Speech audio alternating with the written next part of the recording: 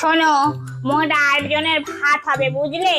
হাঁড়ি দেখে তারপর চাল ধোবে, হাঁড়ির ভেতরটা ভালো করে দেখবে, সেই মতো চাল ধোবে। এমন যেন না হয় যে চাল তুমি জানিলে হাঁড়ি থেকে ভাত এমন ভাবে পড়ে যাচ্ছে। যাও। ঠিক আছে মা। এই না, ঘাটের মরা, ছাড়ো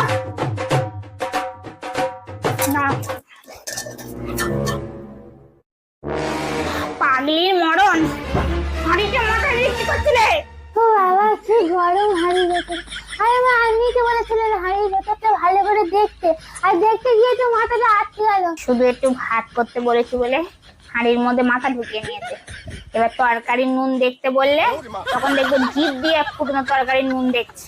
দরকার নেই, তোমার রান্না করতে হবে না, তুমি গিয়ে সোজা শুয়ে পড়ো।